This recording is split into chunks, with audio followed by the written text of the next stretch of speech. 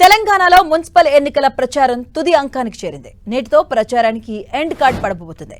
దీంతో పార్టీలు చివరి రోజు ప్రచారాన్ని హోరెత్తిస్తున్నాయి. తమ అభ్యర్థుల విజయం కోసం విస్తృతంగా ప్రచారం నిర్వహించేందుకు రెడీ అయ్యాయి. సాయంత్రం 5 గంటలకు ప్రచారం బంద్ కాబోతుంది. ప్రచారానికి చివరి రోజు కావడంతో అన్ని చోట్ల ప్రధాన రాజకీయ పార్టీల అభ్యర్థులు భారీ ర్యాలీలు, సభలకు సన్నద్ధమయ్యారు. ముఖ్య నేతలు సైతం తమకే ఓటు వేయాలంటూ ఓటర్లకు చివరిసారిగా విజ్ఞప్తి చేసేందుకు సిద్ధమయ్యారు. ఇక ప్రచారంలో ప్రధాన పార్టీలన్నీ దూసుకుపోతున్నాయి. కాంగ్రెస్ తరపున సీఎం రేవంత్ రెడ్డి స్వయంగా ప్రచార పర్వంలోకి దిగారు.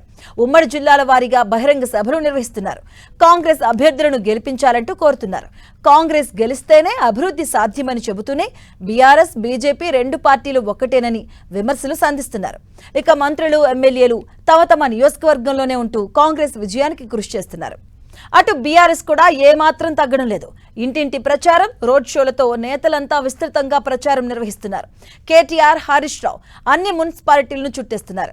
2 ఏళ్ల పాలనలో కాంగ్రెస్ వైఫల్యాలు, హస్తం ఇచ్చిన హామీలపై ప్రజాక్షేత్రంలో ఎండగడుతున్నారు. అటు బీజేపీ కూడా ప్రచారం హోరెత్తిస్తుంది. పార్టీ అగ్రనేతలు విస్తృతంగా ప్రచారం చేస్తున్నారు. ఇతర రాష్ట్రాల ముఖ్య నేతలు, కేంద్ర మంత్రులతోనూ ప్రచారం నిర్వహిస్తూ అభ్యర్థుల విజయానికి కృషి చేస్తున్నారు. మున్సిపల్ ఎన్నికల నేపథ్యంలో తెలంగాణలోని అన్ని మున్సిపాలిటీల్లో 2 రోజుల పాటు వైన్స్, బార్లు బంద్ కాబోతున్నాయి. ఇవాళ సాయంత్రం 5 గంటల నుంచి 11వ తేదీ సాయంత్రం 5 గంటల వరకు మద్యం దుకాణాలు మూసివేయాలంటూ ఎన్నికలు, ఎక్సైజ్ శాఖ అధికారులు ఆదేశాలు జారీ చేశారు.